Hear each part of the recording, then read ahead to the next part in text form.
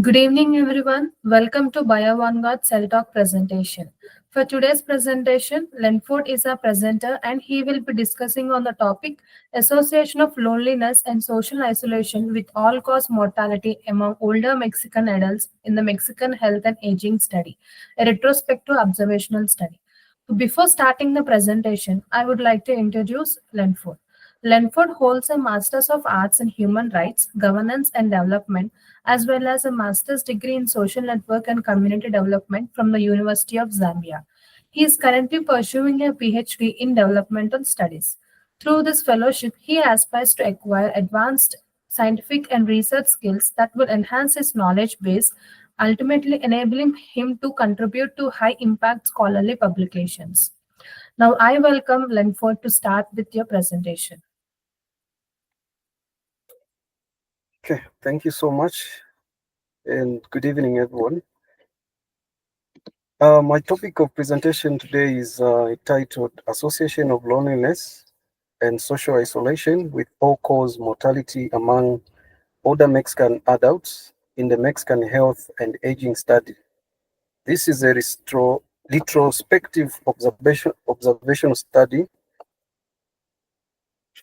Older adults or the aged population is the fast growing population globally that has been estimated that by 2050, 1 in 5 people will be 60 or older, with 80% living in low to middle income countries. And there has been a shift in demography that a number of individuals, families, and public health systems, particularly in Mexico. This study was undertaken in Mexico, where about 7.8% of the population is over 65. So we are being told that in this study that was conducted, the number of the aged population that is over 65 and above has grown. Rather, it is growing at a faster rate. So in this study, we're looking at the variables that is loneliness, um, social isolation, as well as mortality rate as regards with the older adults. So loneliness has been defined as a subjective feeling of isolation despite social networks. Rather, loneliness differs from social isolation, which is an objective concept that simply means lack of social contact as opposed to loneliness. So while both of these concepts are linked together, and they vary in the way they have been defined. So it has also been highlighted that aging is a risk factor for both loneliness and social isolation. So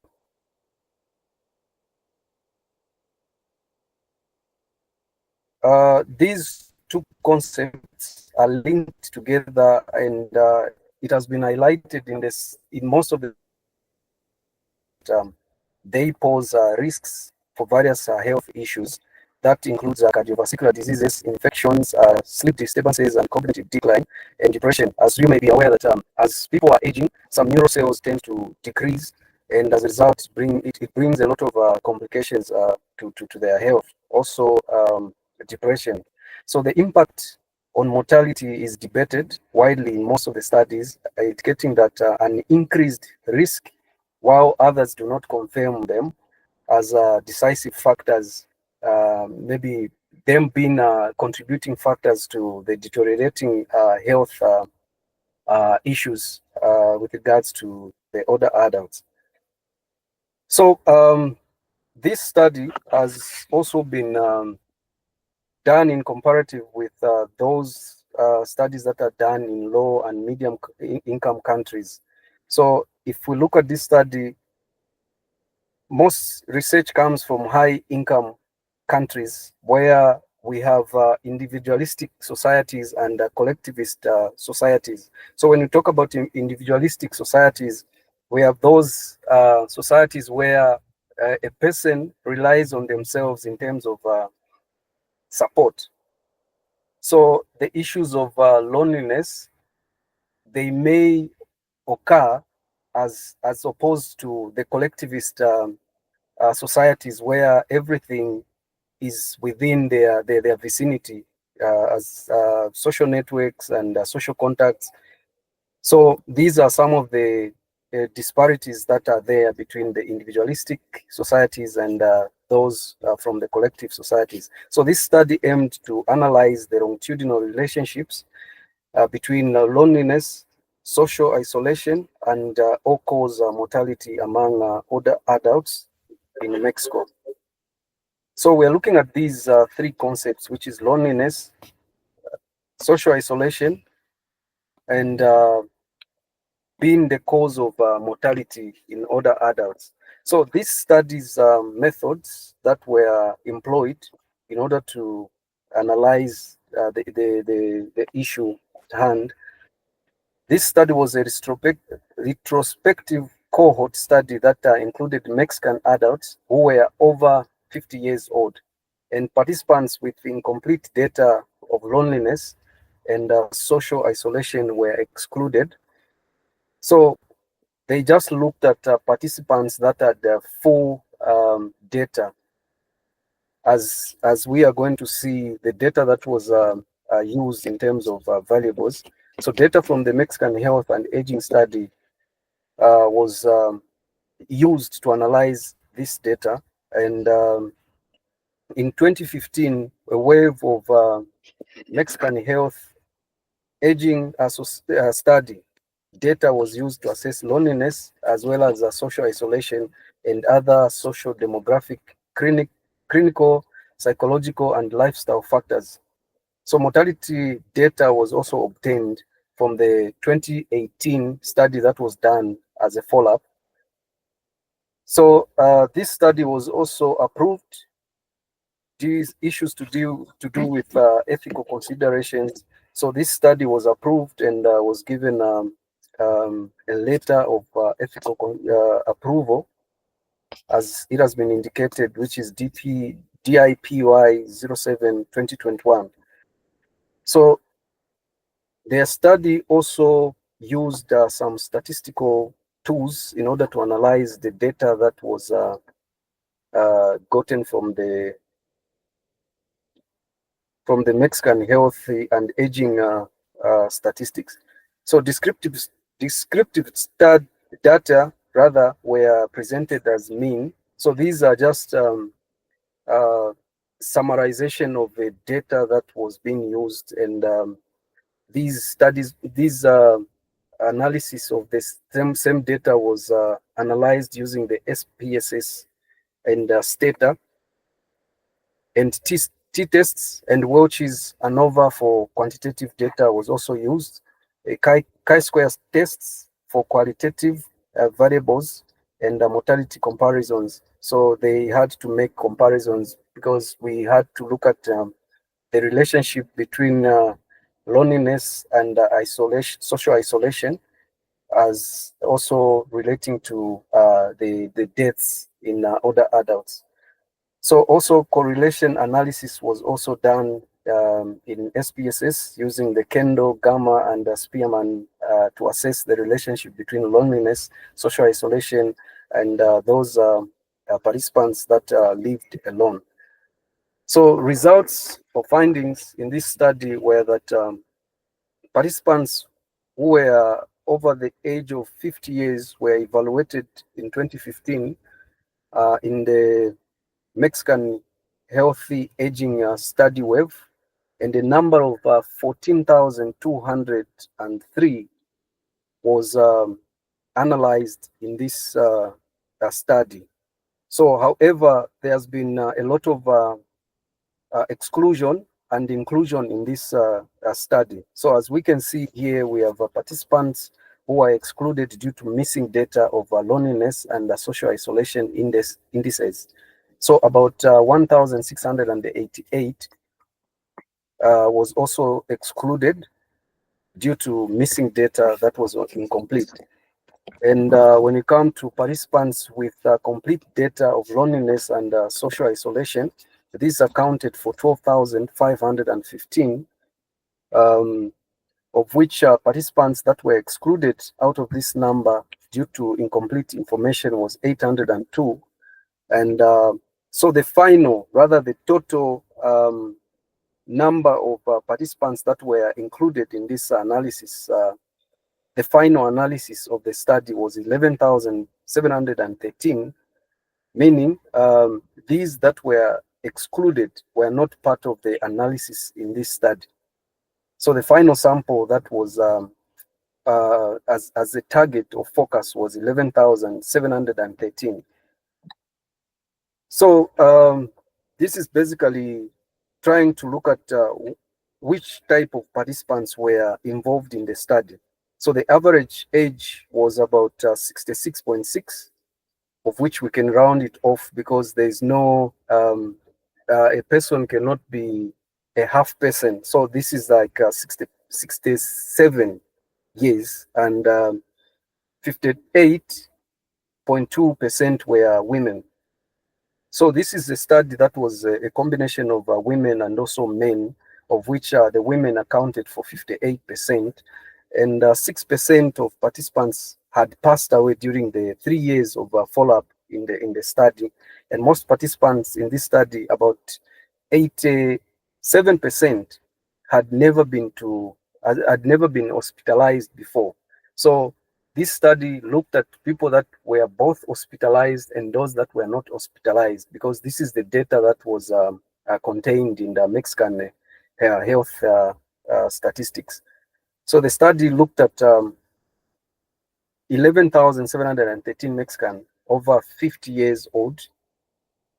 This number was used in order to understand how loneliness and social isolation affect the risk of death over a period of 3 years. So on the analysis, statistical analysis and regression models were employed in this study, and loneliness and social isolation correlated weakly. And if we look at the p-value, it showed that it was less than 0.05, but living alone was moderately associated with both. Also, univariate regression models was also employed, and almost all the variables except the financial status were also associated with mortality. So looking at all this data, there has been no significant interaction between loneliness and social isolation in predicting mortality. So overall, results remained consistent, which confirmed that social isolation's effect was not due to data categorization. Going further in the findings, there has been rather people with little social interaction had higher chance of dying, of which it accounted for 7.3% than those with strong ties. So we are looking at participants that had close relations with people and maintained that close interactions with people. And in this study, they are saying those that had that interaction with other members, they had rather, should we say, a higher life expectancy than those that had little social interaction. So those who were socially isolated had less access to healthcare, lower emotional support, and fewer people to help them during emergencies. These had put their health at risk, and mostly they had less motivation to stay healthy and also to follow medical advice that was given. So loneliness alone does not directly increase the risk of death. And people who felt lonely but were still socially active did not have a significantly higher risk of death, because these people maintained social interactions. So why are we looking at loneliness as not directly increasing the risk of death.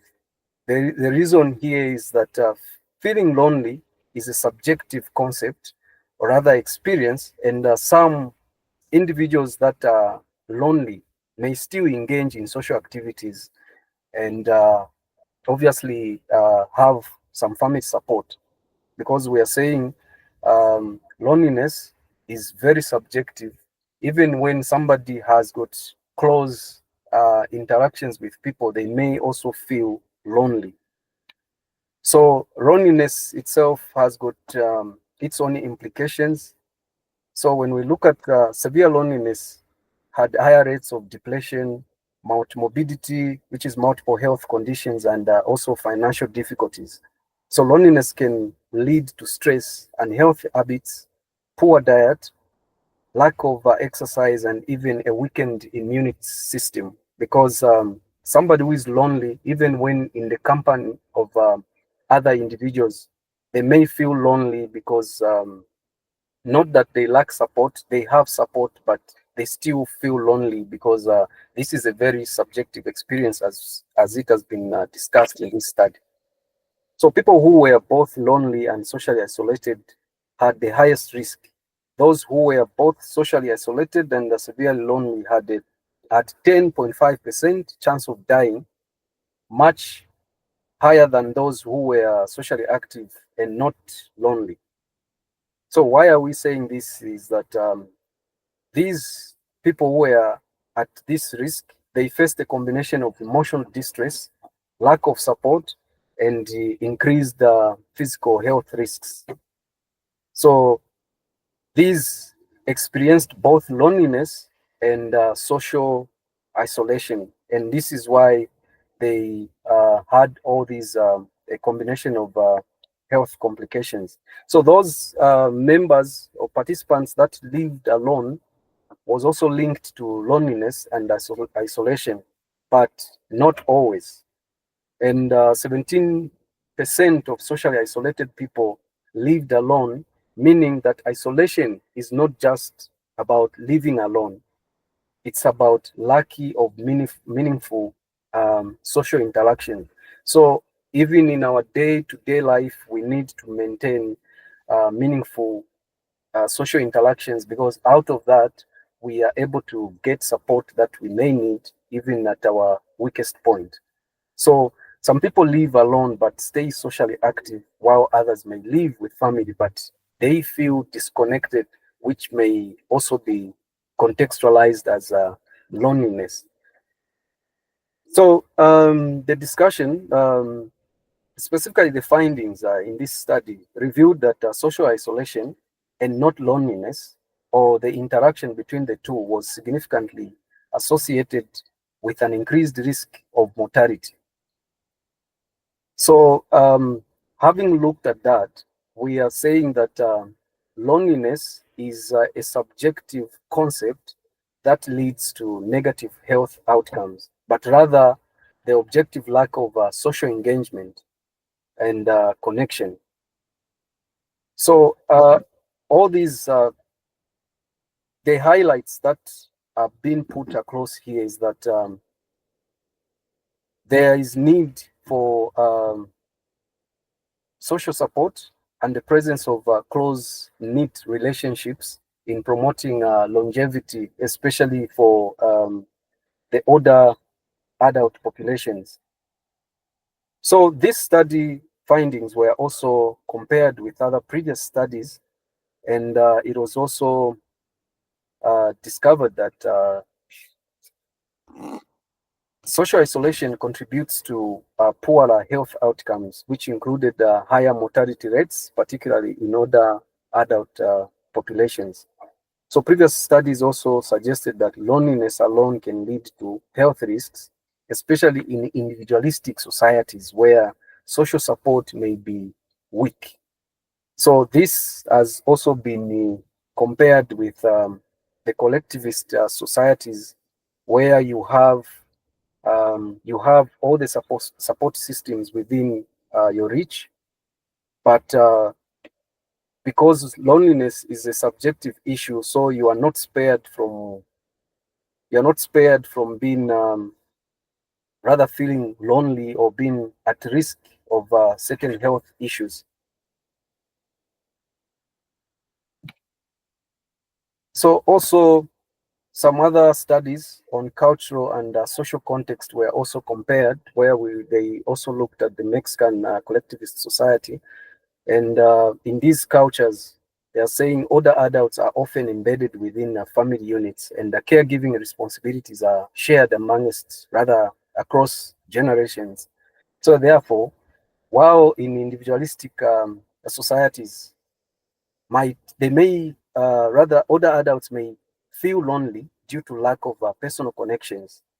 So the overall social structure might still provide sufficient emotional support, physical and also financial support.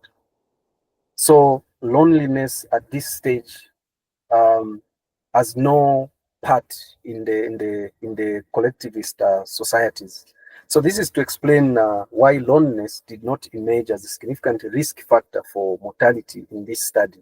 Instead, social isolation, uh, where individuals have limited or no social interaction or support, may be more detrimental in such contexts. So, in conclusion, being socially isolated is rather a bigger risk factor for early death than just feeling lonely. So this is likely due to less access to care, lower emotional support, and increased stress. Programs that encourage social interactions and support older adults could significantly improve health and increase life expectancy. So what we are saying here is that there is need to maintain our social interactions so that we are able to benefit from the support that comes with being with the close knit. So this study had highlighted quite pertinent issues. However, it had also some limitations, and which the first this study utilized a cross section of data, which limits the ability to draw conclusions about causality. It is it is possible that individuals who were already in poorer health were more likely to be socially isolated rather than isolation causing deterioration to health. So there are certain members who are assumed to have been already in poorer health status. So uh, having to study them using these very variables, isolation, social isolation, and loneliness, might not correlate with what was trending in reality, rather being a contributing factor to the deterioration of their health. So secondly, the data on loneliness and social isolation were self-reported, which can be influenced by individual perceptions and biases, as we have indicated that the loneliness is a subjective issue and has got no objectivity in the way it should be reported. So thirdly, study did not account for potential confounding factors such as socioeconomic status, underlying health conditions, or access to healthcare, which could also had affected both social isolation or mortality risk. So the study just looked at these concepts without the other external factors that might also contribute to the health issue of the older adults. So future research should employ longitudinal designs to track the effects of social isolation over time, with a focus on understanding how isolation and loneliness interact with other health determinants. So a qualitative research study exploring how older adults or the older populations in a collectivist society perceive and experience social support could be able to offer a more nuanced insights into the role of loneliness versus isolation. So with that said, thank you so much. I end here. Thank you, Lenford, for the presentation. Audience, now the floor is open. If you have any queries, you can type in the chat box and I'll address them here.